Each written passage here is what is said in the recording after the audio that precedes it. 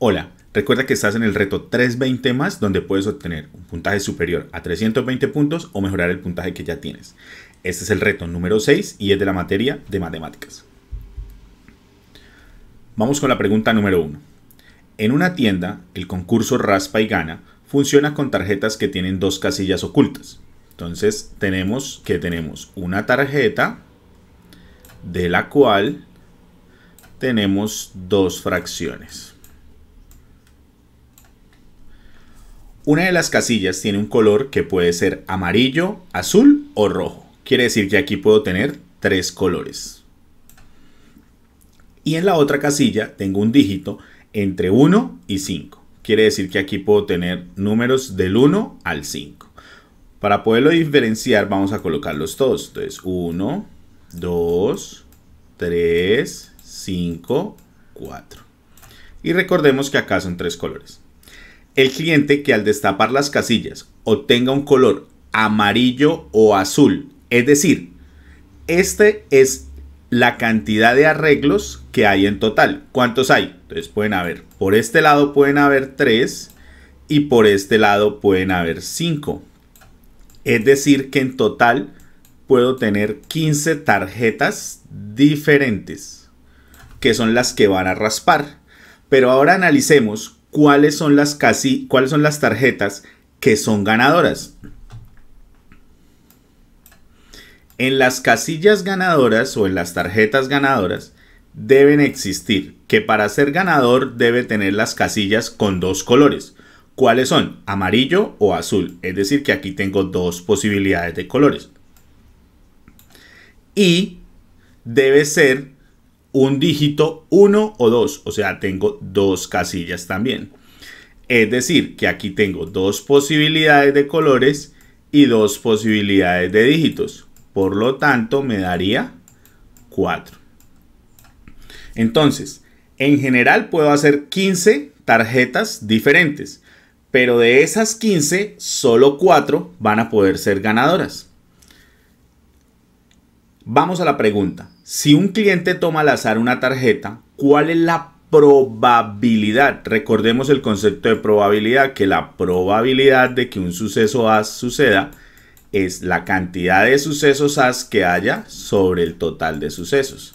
En nuestro caso, como están hablando de la probabilidad, podemos decir que la probabilidad de que haya un ganador es igual a 4 tarjetas ganadoras sobre 15 tarjetas totales diferentes que se forman. Por eso la respuesta correcta sería la C. En este caso, como tienen un orden y son tarjetas, decimos que son permutaciones. Pero lo hicimos más sencillo porque solamente hablamos de una casilla para cada uno. Por eso no tuvimos que usar una fórmula. Vamos con la pregunta número 2. En la figura se muestra el movimiento de una cuerda en una fase de un proceso de construcción. Una persona afirma que si el gancho se eleva 50 metros, entonces aquí tenemos el gancho y ¿qué está sucediendo? Está subiendo 50 metros. Quiere decir que aquí lo subieron 50 metros. Entonces subrayamos la información que es importante, 50 metros. La tangente, entonces información muy importante porque nos hablan de la tangente. Del nuevo ángulo θ que se forma será 5 cuartos, porque 100 metros sobre 130 menos 50, 100 sobre 80 igual a 5 cuartos. Entonces acá está lo que él hizo. Vamos a ver qué es lo que nos pide. ¿Es correcta la afirmación del operario? Entonces, como ya hemos visto en las preguntas anteriores, cuando tenemos juicio de valor, lo mejor es determinar si es cierto o es falso. Vamos a ver de qué nos están hablando. De la tangente. Recordemos la definición de tangente. La tangente es igual al cateto opuesto sobre el cateto adyacente. En nuestro caso, este es el ángulo θ, porque están hablando del ángulo θ. Vamos a mirar quién es el cateto opuesto, el que está al frente. ¿Cuánto vale el cateto opuesto? Vale 100. Pero ¿cuánto vale el cateto adyacente? Vale esta distancia que está aquí, que es el cateto adyacente. Como no la conocemos, podemos hallarla con una simple resta, que es 130 menos 50, o sea, 80. Es decir, que lo que está planteando este señor operario es cierto. Por lo tanto, la respuesta debe ser sí. ¿Cuáles de las respuestas ya no nos sirven? No nos sirve ni la A, ni nos sirve la C. Por lo tanto, tenemos dos respuestas correctas. Vamos a ver cuál cumple con la condición que hemos analizado. Sí, porque el cociente obtenido entre el cateto opuesto al ángulo θ y el adyacente es igual si la cuerda está extendida a 80 metros que si está extendida a 130. Ojo, el cateto opuesto es igual para los dos ángulos, sea este o sea este. Pero el adyacente no es igual, porque en el primer caso es 130 y en el segundo es 80. Quiere decir que la respuesta B no es correcta. A pesar de que dice que sí, su explicación no cumple con la condición. Es decir, que vamos a decir que la respuesta correcta a esta pregunta es la D. Vamos con la pregunta número 3. En un parque hay 4 puntos. P, Q, R y S, los cuales están conectados por caminos rectos y curvos. La siguiente tabla muestra la distancia que hay entre varios pares de puntos, bien sea por los caminos rectos o por los curvos. Como ya hemos venido hablando en los retos anteriores, no leemos la tabla, nos vamos directamente a la pregunta o situación problema. Un estudiante quiere desplazarse desde el punto Q hasta R. Información importante que debemos subrayar. Q hasta R. Recorriendo la menor distancia. Él sugiere esta ruta. Ir de Q a S y luego de S a R, pero en caminos rectos. Entonces analicemos cuánto distancia va a abarcar si va de Q a S. Entonces ahí sí nos devolvemos a la tabla. Entonces Q a S, ya la tengo. Y S a R, perfecto. Pero ahí paramos y vamos a ver qué es lo que nos quieren cuestionar en este ítem. Teniendo en cuenta la información anterior, ¿la solución sugerida por el estudiante es correcta o incorrecta? Juicio de valor. Entonces miremos si lo que él está diciendo es correcto o es incorrecto. Va a viajar por caminos rectos, es decir, 4 metros y 3 metros. En total, ¿cuánto haría? 7 metros. Pero si yo analizo la gráfica, existe una forma de ir de Q a R.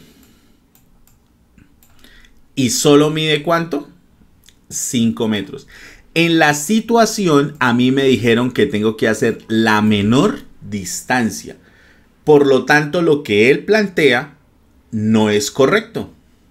Porque hay una forma de hacer menor distancia y de ir de Q a R. Es decir, que la respuesta A y la respuesta B no nos sirven. Por lo tanto, vamos a revisar la respuesta C y D. Incorrecta, porque la distancia mínima se obtiene por el camino que une directamente a Q y R.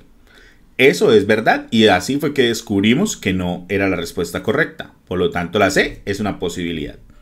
D. Incorrecta, porque la distancia mínima se obtiene al recorrer un camino curvo. No, porque si observamos todos los caminos curvos siempre tienen mayor distancia. Y recuerden que la condición que querían hacer ese estudiante era que fuera la menor distancia. Por lo tanto, la respuesta correcta de la pregunta número 3 sería la C. Vamos con la pregunta número 4. El ortocentro se define como el lugar geométrico donde se cruzan las 3 alturas del triángulo. Me están definiendo la palabra ortocentro, me la definen. En la figura se le ha dibujado las alturas al triángulo MOP. ¿Cómo sabemos que es una altura? Porque tiene que formar un ángulo de 90 grados. Si observamos, aquí tengo la altura y ¿cuál es la condición? Forma un ángulo de 90 grados con el lado opuesto. En este caso, aquí este señor está formando ángulo de 90 grados con su lado opuesto. Y esta señorita también está formando ángulo de 90 grados con su lado opuesto. Es decir, que el lugar donde se cruzan las tres alturas es el punto O y ese punto lo llamamos ortocentro. Ya analizando y recordando la definición de ortocentro, que es una definición que vemos en primaria, vamos a ver cuál es la pregunta que tenemos. ¿En cuál punto se ubica el ortocentro? Entonces ya lo definimos, en el punto O. Recuerden que es el lugar donde se ubican las alturas y las alturas se trazan desde un vértice perpendicular a su lado opuesto. Vamos con la última pregunta y la pregunta número 5. Una empresa de mensajería necesita 3 camiones para hacer sus envíos en 3 ciudades diferentes, P, Q y R. La ubicación de las ciudades en una línea recta y las distancias que se muestran en la figura. No leemos la figura, nos vamos a la situación problema del ítem. En el próximo mes se debe incluir la ciudad S, que se encuentra entre P y Q. Información importante, van a incluir a la ciudad S entre P y Q. Para calcular la distancia N, entonces aquí nos hablan de una distancia N entre P y S, es necesario que se conozca. Entonces queremos averiguar esta distancia. ¿Qué necesito yo saber para poder determinar esa distancia? Entonces, vamos a coger, como aquí no es un juicio de valor, vamos a tomar cada afirmación y vamos a ver si cumple o no cumple. Entonces empezamos. La A. La suma de la distancia P a Q con la distancia Q a R. La suma de la distancia P a Q con Q a R, pues si yo observo la suma de P a Q y luego Q a R, ya la tengo. 20 kilómetros. Pero no me sirve para hallar a N, porque no me da nada de N. Por lo tanto, la respuesta A no es correcta. Vamos con la B. La distancia entre S a Q, o sea, esta distancia la voy a conocer. ¿Qué pasa si yo tengo S a Q, tengo Q a R y tengo todo?